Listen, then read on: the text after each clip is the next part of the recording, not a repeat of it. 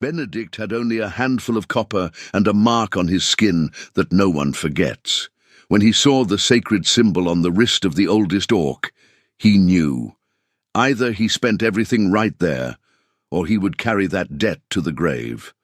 But to understand how we arrived at that muddy market, we need to go back 5 winters, to the night Benedict learned that some debts cannot be paid with any coin. The fire had decided he would die.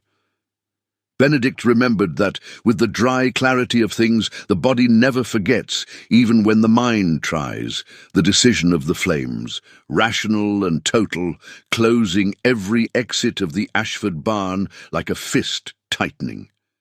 The smoke was the colour of a starless night. The thatched roof groaned under the weight of its own ending. He was on the floor, a burned plank pinning his right shin, when something grabbed him by the collar, not with gentleness, not with hesitation, with the firmness of someone who knows the weight of a grown man and has no time for ceremony. He was dragged out through the smoke, out into the snow and the air that cut his throat like a poorly sharpened tanner's knife, and when he managed to turn his face, he saw only her back, an orc with broad shoulders disappearing between the black pines of the northern reaches, the fingers of her right hand still smouldering where the fire had tried to collect its toll. She did not look back. She did not give her name. She did not wait for thanks. She vanished into the forest as though she were part of it. Benedict lay in the snow with his shin bleeding and his left forearm in a pink spiral where the flames had grazed him before she arrived. And a debt settled in his chest with the solidity of something that does not ask permission to take up residence. It was not gratitude alone. It was something older than gratitude. On the iron frontiers, where every trade had weight and every pledged word was a blood contract, there was a name for what he felt: life debt. And life debt did not expire. In the 5 winters that followed, Benedict built his cabin on the banks of the Tescan River with crooked planks and even crookeder determination. He tanned hides. He scraped soles. He spoke more to the bellows of the forge than to any living man. West March was a village of people who asked no questions, and he was a man who gave no answers, and so they understood each other well. But there was one thing he did every morning before pulling on his boots. He touched the spiral scar on his left forearm with 2 fingers. The way one checks whether a wound still breathes, it did. And on the morning the snow fell heavy over West March, and the north wind bent the flames of the covered market's torches. Benedict went to the square to buy waxed thread to mend a traveller's pack, and heard the laughter before he heard anything else. Laughter was not unusual at the market, but there was a pitch to this particular laughter he recognized. The same pitch as when a group of men find something funny only because the victim cannot react. He stopped at the entrance of the covered market. The smell of wet sawdust and coagulated blood arrived before the sight did. 4 orcs hung upside down from a blackened oak beam, wrists bound with raw leather cord. Poor quality leather, noted the tanner in him, before the man in him could process the rest. Faces marked by whip cuts. The crowd around them wore the vague expression of people watching something shocking who have already decided not to care, because caring has a cost, and the cost is high this winter. Benedict was going to step in, turn left, buy the wax thread, and leave. That was the plan. But then he saw the wrist of the oldest orc, the one closest to the central beam, her grey hair sweeping the muddy floor. And the plan died right there. The symbol was there. The spiral with 3 crossed shafts at the center, carved into the skin like an old scar, exactly like the one he had seen on the smouldering fingers of the woman who dragged him from the barn. Benedict stood at the market entrance long enough for a torch beside him to be extinguished by the wind slipping through the crack of the door. Something in the dark eyes of the oldest orc, even upside down, even with blood running to her forehead, registered the man standing at the entrance. She said nothing, but she looked at the scar on Benedict's left forearm with the precise attention of someone recognizing a thing that should have been impossible to recognize. And he knew, with the cold certainty of things the body decides before the mind, that the 5-year account was due today, She knew who he was. That was impossible, and it was the only explanation for the way the dark eyes of the oldest orc had gone straight to the scar on his forearm, without hesitating, without sweeping his face first, like someone searching for proof, not a person. Benedict stood at the entrance of the covered market, while the wind from the iron frontiers pushed fine snow through the crack in the door, and let that impossibility settle into him the way tannin settles into hide, slowly, irreversibly. Around him, the market continued its ordinary winter morning. A blacksmith argued nail prices with a red-faced farmer. A woman sorted dried roots with the nimble fingers of someone who has done it every week for years. Two boys ran between the stalls until one of their mothers called them back with the voice that admits no second summons. No one else looked at the 4 orcs on the beam with anything resembling discomfort. They had grown used to it, the way one grows used to a leak in the roof. Irritating at first, invisible after. Benedict walked to the merchant. It was not a conscious decision. It was the same mechanics that moved his arms every morning to reach for the scraping knife before his eyes had fully opened, the body executing what the character had already decided before. The merchant was a thick-necked man wearing 3 cheap copper rings on each hand, as though quantity compensated for quality. He had the eyes of someone who calculates profit in everything he sees, including suffering. "How much for all 4?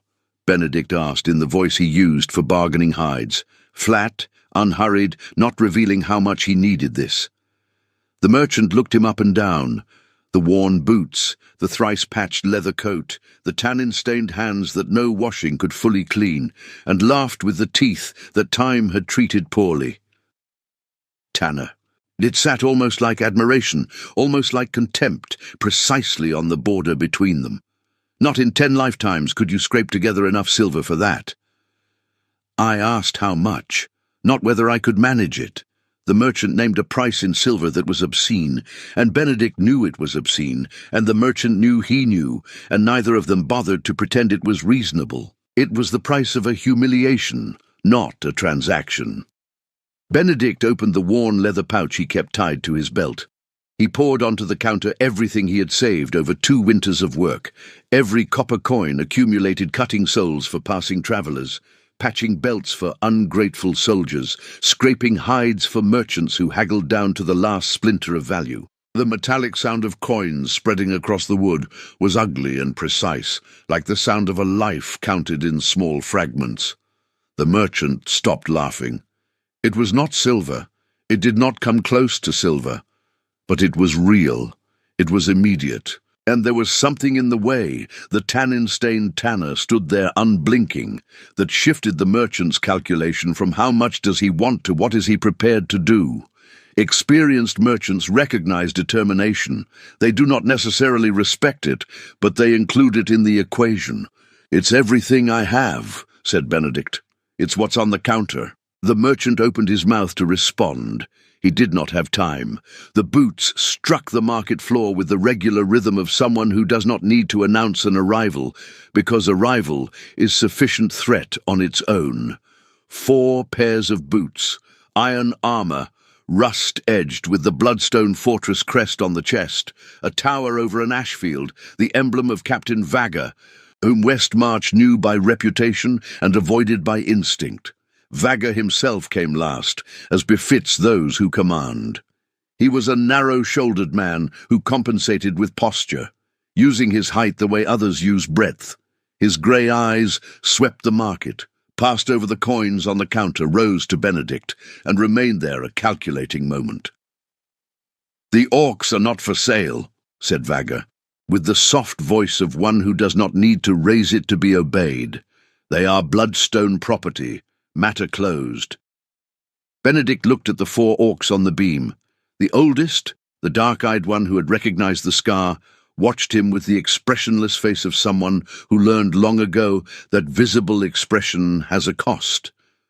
But there was something in the line of her shoulders, millimeters from what would be called hope, that Benedict noticed because he had spent 5 winters learning to read the things that live at the edges of what is said.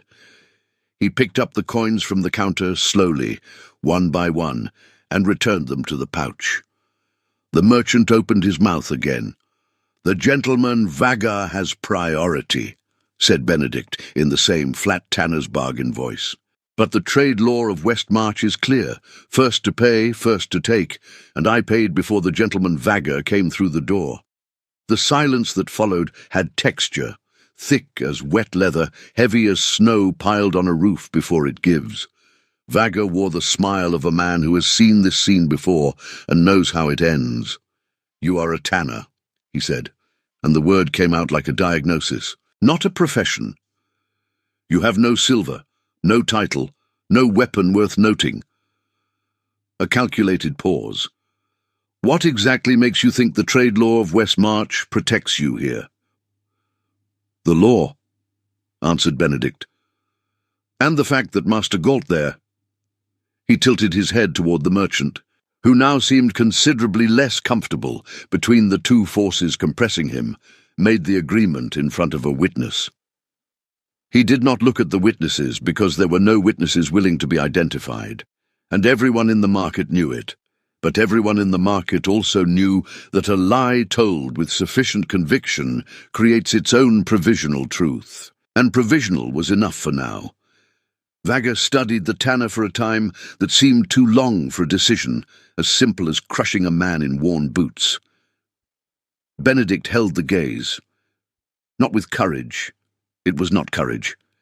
It was something more like the impossibility of retreating when one carries a 5-winter debt on one's left forearm. The spiral scar tingled as if it knew it was being summoned. 3 days, said Vagger finally. Take the Orcs. Within 3 days I will send men to your cabin to settle this misunderstanding in the appropriate manner. The smile returned. I suggest you use that time wisely. He turned his back and left with 4 soldiers in his wake, the boots striking the same regular rhythm on arrival, now on departure. The market exhaled collectively, slowly, without anyone admitting they had been holding their breath. Benedict walked to the beam. He cut the cords with his tanner's knife, the same motion he used to separate strips of hide, precise and without drama. Vronya descended first, not because the others yielded passage, but because her reflexes functioned even after hours upside down. She set her feet in the muddy sawdust and stood still for a moment, reorienting the blood that time had redistributed inconveniently. The other 3 descended with mutual assistance, hands gripping with the familiarity of those who have practiced this long enough for the gesture to be automatic. The youngest, an orc with shoulders not yet fully formed, who must have had around 16 winters at most, swallowed a sound that wanted to be a sob and did not permit itself to be. Benedict looked at all 4 of them. My cabin is on the Tescan, he said, low enough that he did not want the market to hear, or at least wanted the market to be able to pretend it had not. Walk there, I'll close the account here. The oldest looked at him. Up close. She was older than she had appeared on the beam, the lines of a face that had seen too much on the outside, in snow and wind, and the things wind carries. The symbol on her wrist was partially covered by the rope mark, but Benedict had memorized it in the first seconds at the market. Why? She asked in common, with the mountain north accent Benedict recognized from wolf pelt traders. It was a fair question. It was probably the fairest question anyone had asked him in 5 winters. Walk there, he repeated. I'll explain later.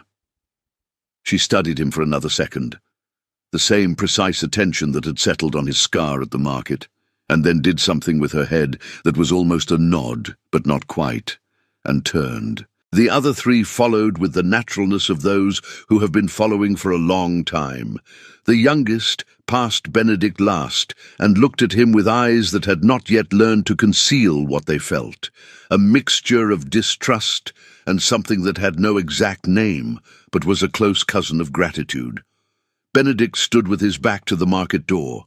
He took the tanner's axe he carried for splitting wood, worn iron head, ash handle with a crack he had never repaired and now regretted, and stood at the entrance while the market watched without watching, with that specific human ability to be completely present in a scene and completely absent from any responsibility for it. Galt, the merchant, counted the copper coins 3 times and said nothing. Outside, the snow swallowed the Orcs' tracks at the same calm pace with which it swallowed everything Westmarch preferred not to record.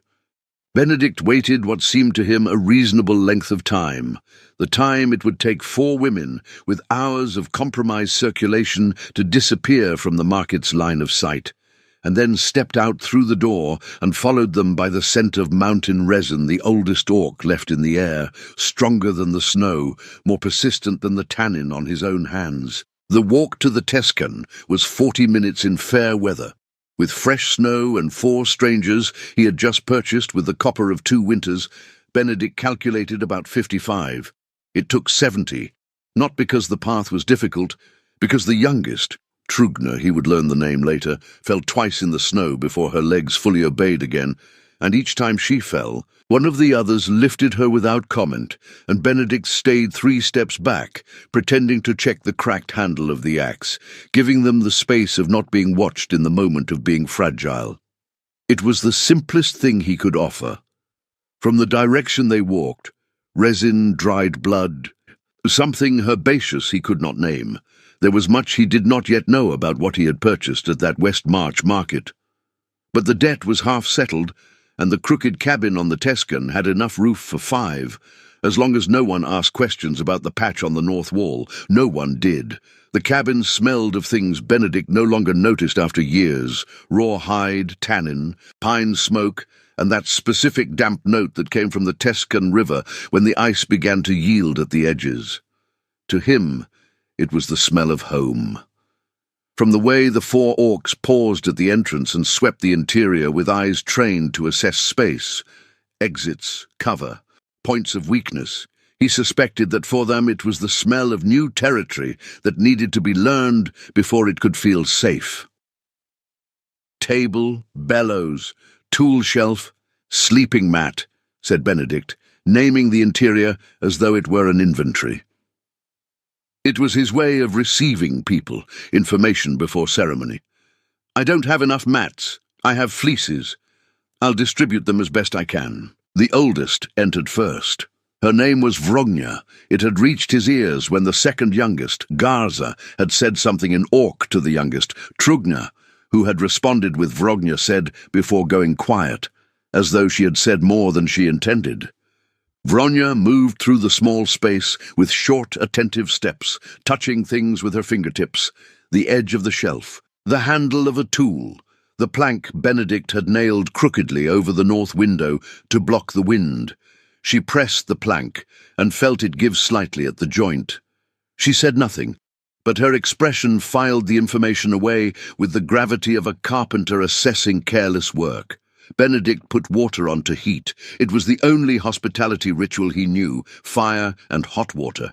On the iron frontiers, that was enough to say, "You are alive here for now," which was everything hospitality needed to say in that kind of winter.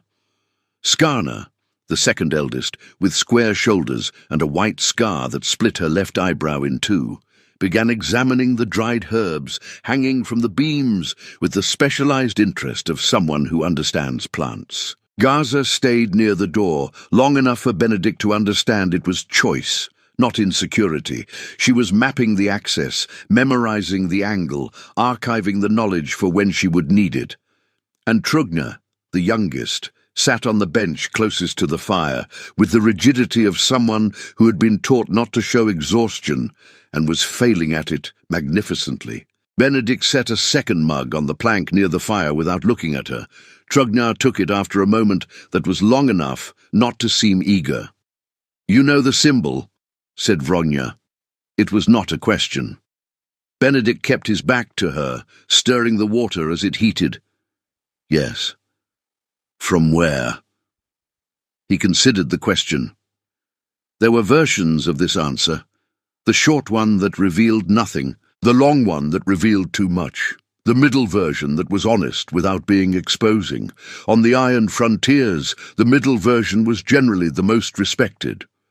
An orc pulled me from a burning barn in the northern reaches 5 winters ago, he said. She had that symbol on her fingers. She vanished before I could ask her name. The silence that followed was different from the one before. It had the texture of recognition. Vronya and Skarna exchanged a look Benedict could not fully decipher. There was confirmation in it, and something more, something that was almost managed grief. Ashara, said Vronya finally. The word came low, with the weight of a name not spoken lightly. She was guardian before me. Benedict turned to face her. Was? She died 2 winters after the northern reaches.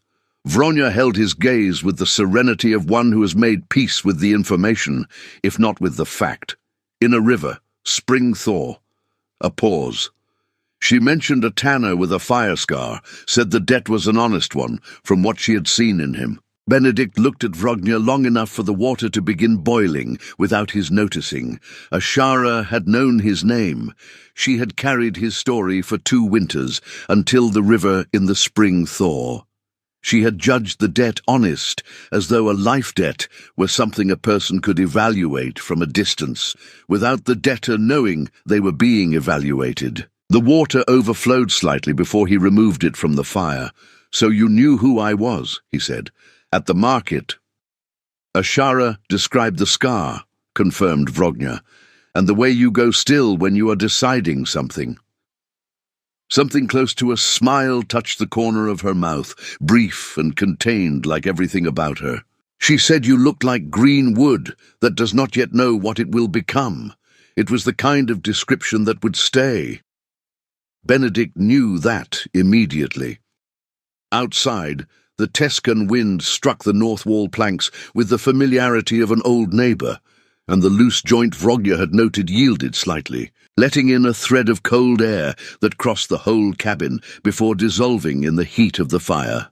3 days until Vagger sent his men. Benedict looked at the 4 women in his cabin, Vronya with her eyes on the fire, Skarna at the herbs, Garza at the door, Trugna with the hot mug between her hands, and calculated what could be done in 72 hours with Tanner's tools and 4 people who clearly knew how to work, if someone had the good sense not to ask them unnecessary questions. The north wall joint needs resin, he said, turning back to his tools.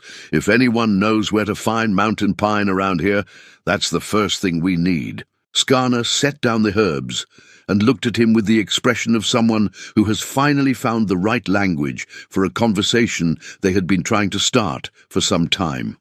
Mountain pine, she said, in accented common. I know where. On the first day, Skarna went to the mountain pine and returned with enough resin for 3 winters. That was not an exaggeration. It was a technical assessment from a woman who knew what pine resin could do and had collected it with the precision of someone who wastes neither material nor movement.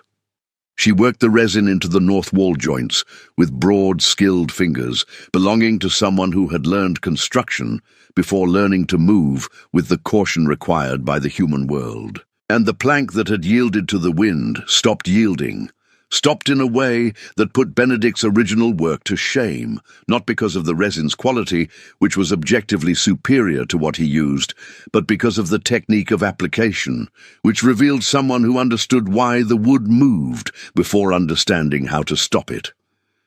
Benedict observed without commenting. He did that well. Observing without commenting was a tanner's skill, a quality of someone who spends days in work demanding constant attention and rewards silence with gradual understanding. Garza spent the first day at the river approaches. She did not ask permission. She simply disappeared before midday with a roll of fibre cord she had found on the tool shelf, the good cord, which Benedict kept for specific work, and reappeared before afternoon, with the cord transformed into 3 trigger snares that lay invisible in the snow under the roots along the Tescan bank. Benedict noticed she had used the same anchoring technique that northern reaches hunters used for wolves, but adapted to a scale and patience of trap that was not about killing. It was about warning and delaying. The difference mattered. Vronya stayed inside. She stayed inside and fixed things. Not dramatically.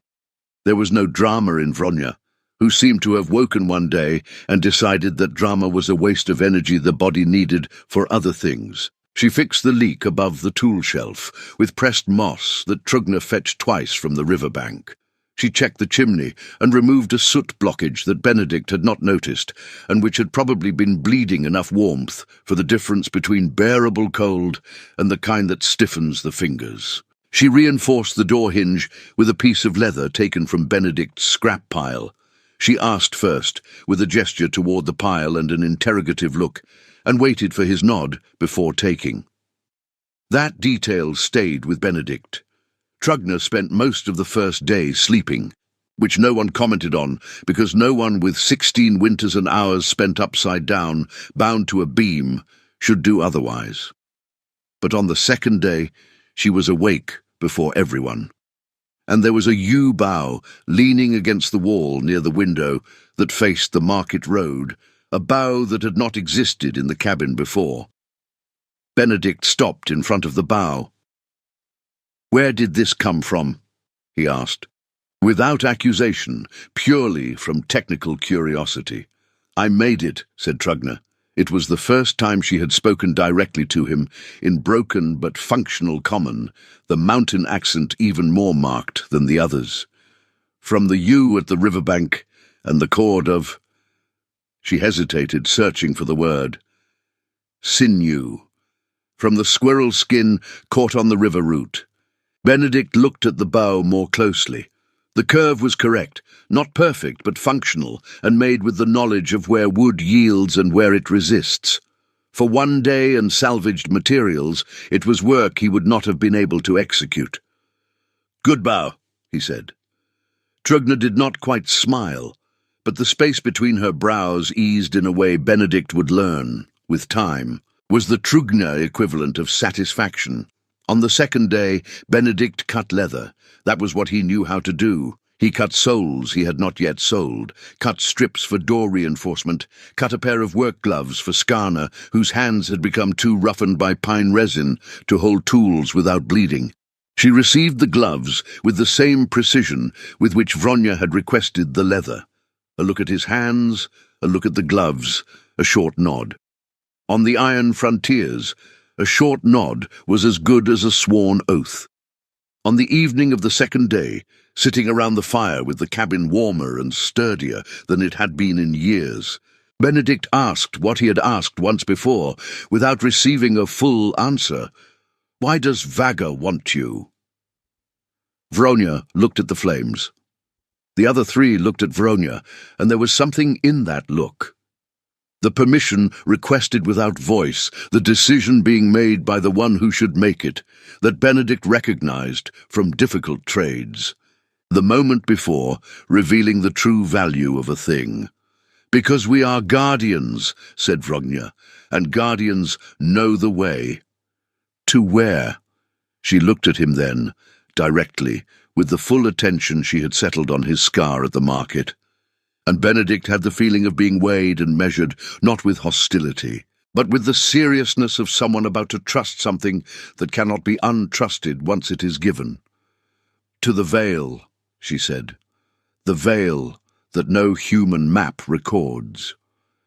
The cabin lamp cast all four of their shadows on the resin-sealed plank walls, and outside the Tescan ran beneath the ice with the underground sound of water that does not forget where it is going. Even when the surface is frozen and silent, Benedict waited for the rest. The Orc Veil of Peace had no name on human maps, because human cartographers had not been invited to map it, and the difference between does not exist and was not invited to know was the difference Vagger had never understood, and which now made him dangerous. Vronya told the story with the economy of someone who knows the story is long, but the time is short. The veil lay in the folds of the Ironclaw Range, beyond the pass that humans called the Gorge of the Dead, because two armies had destroyed each other there during the last war. The Guardians were the living path, not in any metaphorical sense, but in the literal sense that the pass had natural traps and seasonal variations that killed those who tried to cross it. without a guide. 10 Orc families lived in the Vale. Children, elders, pregnant women, the wounded who could not follow war. Peace had not come to the Vale as a treaty. It had come as necessity, as the only viable option for those who needed a place no army had reason to attack. The Guardian's symbol was that place's living seal. Those who carried it knew the way. Vagger had deduced the Vale's existence through an incomplete map found in the baggage of a dead Orc at the border. He did not know its location, but he knew the Guardians did. And he knew, with the cold logic of men who think in terms of power, that a Vale where 10 Orc families lived in relative safety was a problem requiring a solution, not because the Vale was a threat, but because existing in peace was, for men like Vagger, a form of resistance that could not be tolerated. Benedict listened to all of this with his hands quiet on his knees. "Ashara," he said, when Vrogna finished. "She was going to the Vale when she passed through the northern reaches. Coming back," said Vrogna. "She went once a year to the Iron Frontiers. She brought salt, iron seeds that do not grow at altitude." A pause. "The barn where you were, she passed by it because she heard the fire." Benedict sat with that. Ashara had not diverted from her path out of abstract heroism. She had diverted because she heard fire and went to see with the same direct logic the Guardians used when Vrogna fixed leaks before sleeping. The problem existed. The solution was within reach. The Guardian acted, simple as resin in a wood joint. "The Vale will be all right," he said, finally. It was not a question. "If we reach it," said Vrogna, "Vagger will send more than 4 soldiers the second time." "I know." She looked at him. "Why are you still in this, Tanner?" It was the same question from the market, asked differently. Not "Why did you buy us?" but "Why are you still here?" Benedict knew the difference. "The debt," he said, and then stopped, because it was not sufficiently true. Debt was the beginning, but it was no longer the whole.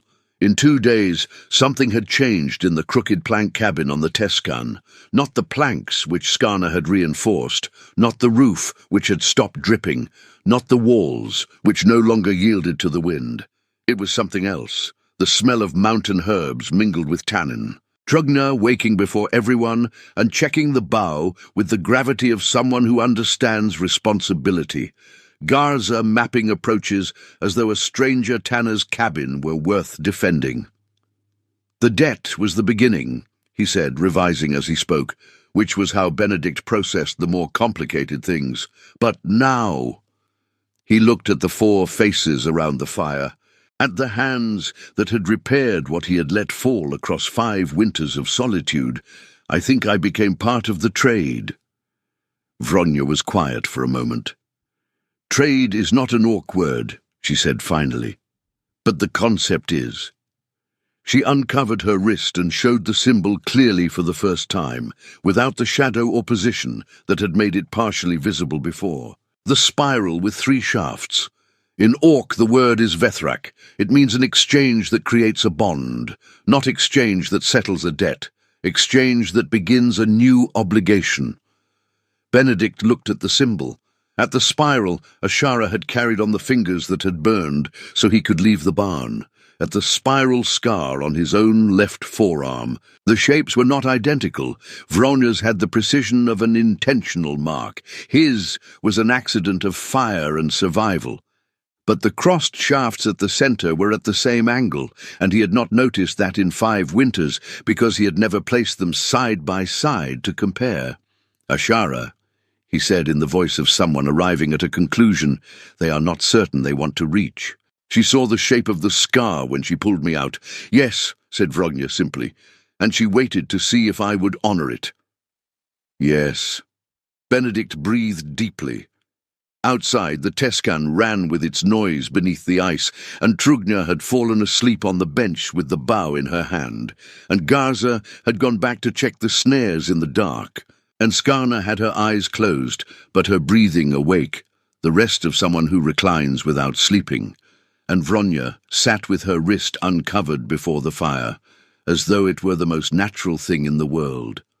Benedict thought about green wood that does not yet know what it will become, and for the first time in 5 winters, that idea did not sound like incompleteness. On the morning of the 3rd day, Vagger's boots returned, more boots this time. Benedict counted 8 pairs by the sound before getting up, which was a specific skill of a man who sleeps near a riverbank road and learns to quantify threat by rhythm before seeing a face. 8 soldiers plus Vagger was more than the last time, but fewer than would be necessary for an assault on a defended position, which meant Vagger was still calculating intimidation rather than elimination. That was useful information. Trugna was already at the window. The bow was in her hands with the naturalness of an extension of her arm, and she was not aiming. Not yet, but her posture was that of someone who would aim in 3 seconds if context changed. Garza had disappeared, which Benedict had learned to read as she is in the right place, not she has left. Skarna stood against the interior wall, away from the windows, hands free and feet slightly apart. Vronya stood beside Benedict, upright, near the door. "They will try to enter," she said low. "Let them try," said Benedict. Vagger stopped outside the door. There was something different about him compared to the first time, not the calculated smile, which was still present, but a layer beneath it, something more like irritated surprise, as though the tanner's cabin he had left 3 days before was not the tanner's cabin he was looking at now, and indeed it was not. The door joints had been remade with pine resin, dark, firm, without the give that had been there before. The north window, which had previously had the crooked plank that any broad-shouldered man could have pushed inward, was reinforced with raw leather, sewn in a double layer. The riverbank path, the most obvious route for a flanking approach, was interrupted by something Vagger could not see, but 2 of his soldiers had already triggered without realizing, their boots caught in fiber snares that held and released at once, delaying without immobilizing, creating noise without creating alarm. "Tanner," said Vagger, in the voice that intended to be reasonable. "Open the door." "It's open," answered Benedict. "Push it." Vagger pushed. The door opened without trouble. Benedict had not locked it because locking it communicated fear, and fear was information Vagger did not need to have. What Vagger found on the other side was a small, functioning cabin that seemed strangely unlike a solitary tanner's cabin. The herbs organized on the beams communicated plant knowledge. The bow at the window communicated range. The posture of the 4 orcs, distributed across the strategic points of the small space, communicated coordination. And Benedict, leaning against the central table with the tanner's axe in hand, communicated that he had slept well these past 3 days and was not particularly concerned about the visit. Vagger swept it all with his grey eyes. "You turned a cabin into a fortress," he said, with something that might have been admiration if not for the layer of calculation beneath it. "I turned it into a home," said Benedict. "They are different things. The orcs have to come with me." "They don't. I am a representative of Bloodstone Fortress. I have authority—" "Not on the Iron Frontiers," said Benedict. And then, because the trade law was the most solid argument he had, and he believed in it with the solidity of someone who had built a life upon it. West March does not recognize Bloodstone authority beyond the Iron Road. This cabin sits 300 paces from the Tescan River, which is the historical boundary. You know that. Your men know that. A pause. And the alcalde of West March will know it too, if this matter reaches him. The alcalde of West March was an old, pragmatic man who had no fondness for Vagger, a question of jurisdiction, of unpaid tolls, of an old dispute over road rights that no one had formally resolved, but which made Bloodstone's presence on the Iron Frontiers technically irregular. Vagger knew that. Benedict knew that Vagger knew. The north window groaned in the wind. One of the soldiers outside let out a muffled exclamation. Garza's snare, probably, the 3rd one on the bank path. Vagger looked at Benedict, at Vronya, at Trugna in the window with the bow that did not aim but could. He made the calculation that men like Vagger make. Not the calculation of victory, but the calculation of cost. Soldiers entangled, an alcalde as a complication, a cabin that was no longer a cabin, but a physical argument about what happens when you give 4 orcs 3 days and tools. "This isn't over," said Vagger. "It rarely is," said Benedict. "But sometimes it stops." Vagger left. The 8 soldiers left. The footsteps diminished down the market road until they disappeared into the fresh snow that had fallen overnight, erasing tracks with the impartial efficiency with which snow erases everything in an iron frontier's winter. Trugna lowered the bow. Garza came in through the side window with snow on her shoulders and the expression of someone who has completed a task and is satisfied with the execution. Skarna sat at the table with the weight of someone whose body had been in a state of readiness for longer than was comfortable. Vronya stood where she was for a moment, still her eyes on the space where Vagger had been processing, and then turned to Benedict with that expression he was learning to read, the space between her brows relaxing, her shoulders dropping 1/2 a centimetre, the Vronya equivalent of relief. "He will come back," she said. "With more men and a better argument," agreed Benedict. "But not today, and not tomorrow. We need to reach the Vale before that. When can you travel?" She looked at the other 3. Skarna gave a nod. Garza shrugged with the pragmatism of someone who treats pain as data to be managed, not an obstacle to be dramatized. Trugna said, "I'm fine," with the specific conviction of 16 winters that had not yet learned the difference between "I'm fine" and "I can keep going." "Tomorrow at dawn," said Vronya. "I'm coming with you," said Benedict. He had not planned to say that. It had come out before planning could intercept it, with the same mechanics as the walk toward the merchant 3 days prior, the character executing before the mind approved. Vronya looked at him with the full attention she reserved for things that required serious evaluation. "Why?" she asked. It was the 3rd time she had asked that question, and this time Benedict had the complete answer. "Because green wood that does not yet know what it will become," he said, "sometimes needs to reach the right place to find out." The fire crackled between them, and Vronya did the thing Benedict had never seen her do completely. She smiled, not the contained smile at the corner of her mouth, but the full smile, brief as a spark, and so unexpected that he had no time to prepare for what he felt when he saw it. They left before the sun touched the peaks of the Iron Claw Range. Fresh snow muffled their footsteps and erased the tracks behind them with the impartial benevolence that snow sometimes has when weather takes your side. Benedict wore the same patched coat and carried the tanner's axe with the cracked ash handle he had spent 3 nights promising himself he would fix, and had not, and that seemed right to him. There was something fitting about going to the Orc Vale of Peace with the tools he had, not the tools he should have had. Vronya led the way. Not because she was the eldest, Benedict suspected the hierarchy among the Guardians was more fluid than it would appear from outside, based on situational competence rather than formal seniority. Vronya led because the way was hers, in the literal and bodily sense that she had walked that path so many times. Her feet knew where the ice was treacherous and where the snow compressed with the solidity of stone. Benedict followed behind her. Not too close. A natural 2-step space had established itself without negotiation, as most things that mattered within that group had established themselves, through use, through tacit consensus, through people who respect the space of others because they know the cost of having none. But at certain points on the ascent, where the trail narrowed and the rock jutted abruptly to the right, Vronya would stop and extend her hand backward without looking, not to Benedict specifically, but to whoever was behind her in that moment.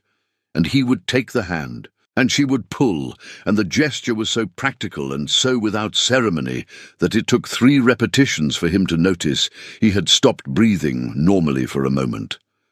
Vronya's hand was large, with calluses in the places where rope and bow and mountain work leave their mark.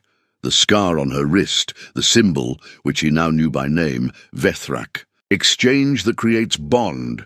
was beneath his fingers when she pulled, and that seemed to be the kind of detail the world inserts deliberately to see what a person does with it. Benedict did nothing with it. He kept it, which was what he did with the things that needed time to become comprehensible. The gorge of the dead was narrow and pale in the dawn, its bone-coloured stone walls rising on each side with the indifference of things too old to be impressed by what passes between them. 2 armies had destroyed themselves there. Benedict saw the signs in the stone, the marks of ancient fire, the notches that were not natural, and there was something in the silence of that place that was not peace, but was forced respect. The silence of terrain that had charged a sufficient toll to need charge no more. On the other side, the landscape changed, not dramatically.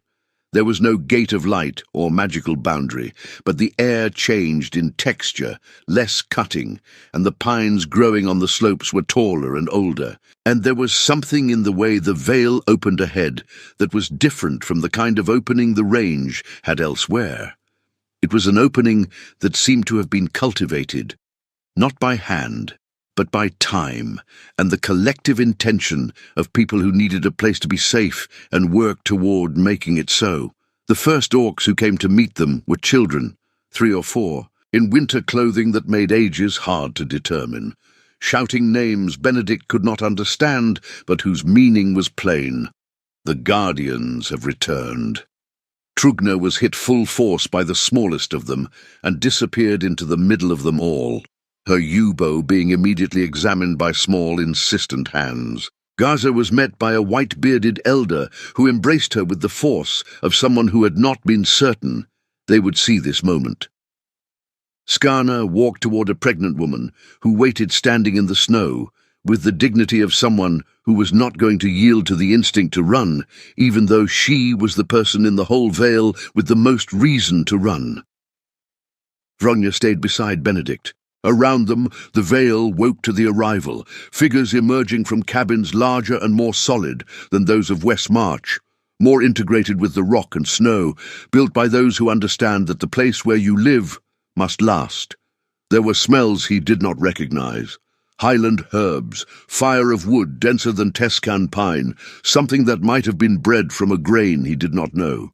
Vethrak, said Vronja low beside him, not as explanation, as naming, as when one points at something and says the word so that the person alongside knows what they are looking at.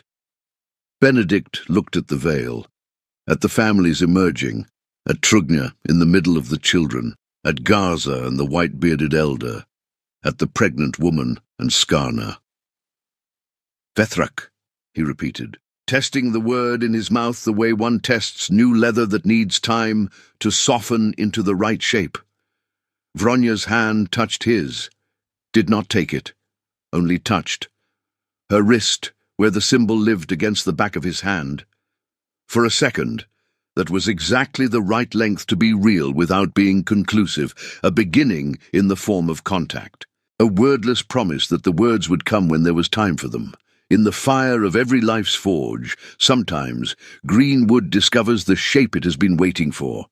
Not by force, not by external mold, but by the right place, the right warmth, the hands that understand what the wood is meant to be. Benedict had arrived at the vale with the copper of an entire life already spent, and the debt of 5 winters finally completely settled. What began in his chest in that moment, slow and warm as pine resin, inevitable as the spring thaw, had no name of debt. It had the name of beginning. If this story touched your heart, don't forget to subscribe to the channel and leave a like so more people can discover stories like this. And share in the comments. When was the moment you realized that something which started as an obligation turned into something real, a friendship, a bond, or a love you never expected to find?